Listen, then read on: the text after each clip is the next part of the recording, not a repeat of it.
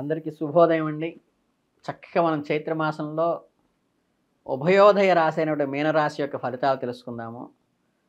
మనకి గంటల పంచాంగం చెప్పాలంటే ఏప్రిల్ 25 రాశి ఫలాలు ఎలా ఉంటాయో చూద్దాం. ఈ నెలలో ఒడిదుడుకులతో నిండిన అవకాశం ఉంది.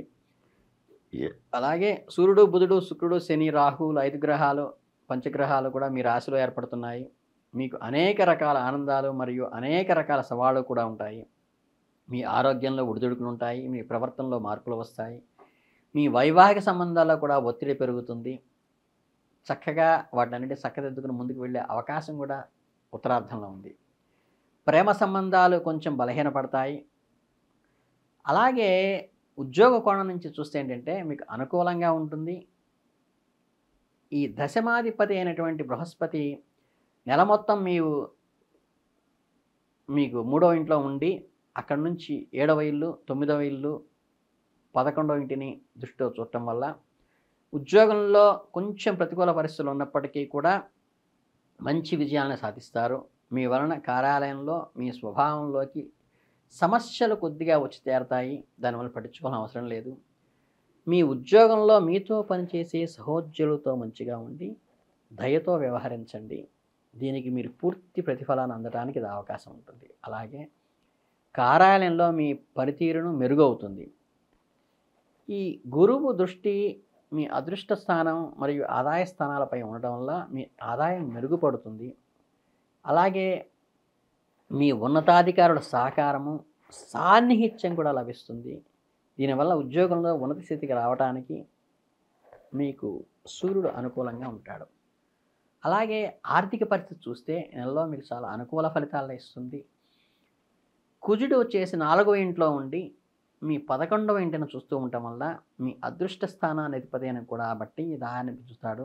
నెమ్మదిగా భూమి, భవనము అంటే కుజ సంబంధమైనటువంటి ప్రాపర్టీస్కి ఉపయోగపడుతుంది అది. అలాగే ఏప్రిల్ 3 నుంచి కుజుడు 5వ ఇంటికి వెళుతుండటం వల్ల అక్కడి నుంచి పూర్తిగా 7వ ఇంటి దృష్టి ఉంచడం వల్ల 11వ ఇంటిని చూస్తూ ఉండటం వల్ల మీ ఆదాయం పెరిగే అవకాశం ఉంది. అలాగే మీకు ఈ భూ సంబంధమైన విషయాల్లో లాభం కలిసి వచ్చేటువంటి అవకాశం కూడా ఉంటుంది. అలాగే ఈ రాశికి అధిపతి అయినటువంటి గురుడు 3వ ఇంటిలోను, అధిపతి అయిన శుక్రుడితో రాశి మార్పు చేసుకోవటం వలన కూడా నెల ప్రారంభం నుండి ఈ రాశిలో ఈ 5 గ్రహాలు ఉండటం వలన కూడా ఆరోగ్యంలో ఒడిదుడుకులు ఉండే అవకాశం ఉంది. ఆర్థికంగా బలపడతారు. అలాగే ఏప్రిల్ 14 నుంచి 2వ ఇంటిలో ఉన్న రాశిలో మనకి ఆరోగ్యాన్ని కలగజేయడం జరుగుతుంది.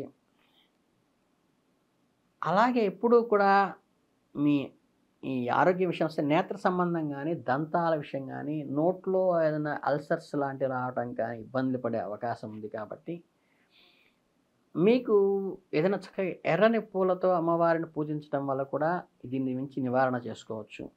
అలాగే ఏప్రిల్ 3 నుంచి కుజుడు 5వ ఇంటిలో ప్రవేశిస్తాడు కనుక మీకు ప్రియమైన వ్యక్తుల మధ్య పదే పదే అహంకారాలు తలెత్తడం వల్ల మీకు ఇబ్బందులు కలిగే అవకాశం కూడా ఉంది. కాబట్టి మీరు ఎక్కడా కూడా ఈ క్వారల్స్కి, కాంటెన్షనల్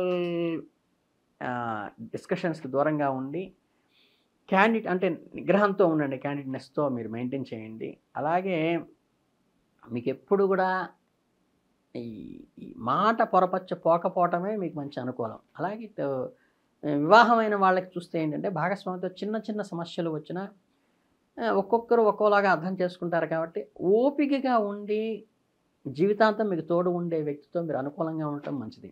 అలాగే ఇప్పుడు ఏప్రిల్ 12 పౌర్ణమి తర్వాత వచ్చేసరికి ఏంటంటే ఆర్థికంగా అనుకూలంగా ఉంటుంది. మీ స్థిరత్వాన్ని, వృద్ధిని సూచిస్తుంది. మీరు ఆర్థికంగా సురక్షితంగా అంటే సేఫ్ ప్లేస్లోకి వెళ్ళే అవకాశం ఉంటుంది. కాబట్టి కొత్త వ్యాపారాలు ప్రారంభించడానికి లేదా ప్రస్తుత వ్యాపారాన్ని విస్తరించడానికి ఉత్తరార్ధం అనుకూలంగా ఉంటుంది.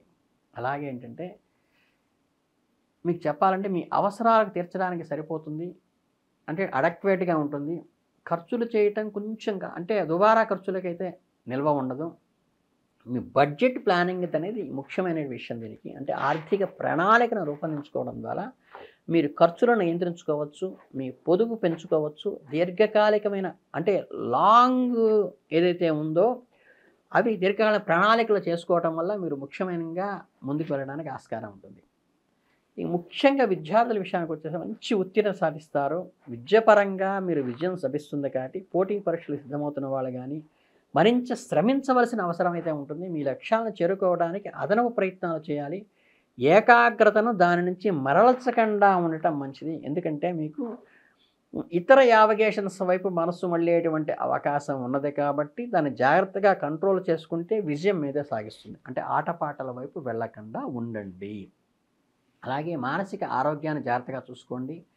ఎప్పుడు వీలైతే అవసరమైతే ఏంటంటే ధ్యానం ద్వారా యోగం ద్వారా కూడా కొంత మానసిక స్థైర్యాన్ని పెంచుకోవడం వల్ల అది ఉత్ప్రేరకంగా ఉపయోగపడి మిమ్మల్ని ముందుకు తీసుకెళ్తుంది. అలాగే సమయాన్ని సద్వినియోగం చేసుకోవాలని ఒకే ఒక పాయింట్గా ఇక్కడ చెప్తున్నాను కాబట్టి క్రమశిక్షణతో సమయపాలన చేస్తే విద్యార్థులు అద్భుతమైన ఫలితాలు సాధిస్తారు. దానికి తల్లిదండ్రుల సహకారం ఇవ్వండి. మాసం మధ్య నుండి దేహ సౌఖ్యం కొద్దిగా తగ్గినట్టుగా అలసట బలహీనంగా ఉన్నట్టు నిద్ర లేని ఉన్నట్టుగా అనిపిస్తుంది కాబట్టి కొంచెం సాఫ్ట్ డ్రింక్స్ అంటే ఏంటంటే మనకి పళ్ళ రసాలు ఎక్కువగా తీసుకుంటే మంచిది. అలాగేంటంటే ఈ నేత్ర సంబంధమైనటువంటి ఎలర్జీస్ రాకుండా కొంచెం జాగ్రత్త తీసుకోండి. వస్తే వెంటనే కేర్ తీసుకోండి, డాక్టర్ని సంప్రదించండి. అలాగే క్రమం తప్పకుండా వ్యాయామం చేస్తూ ఉండండి.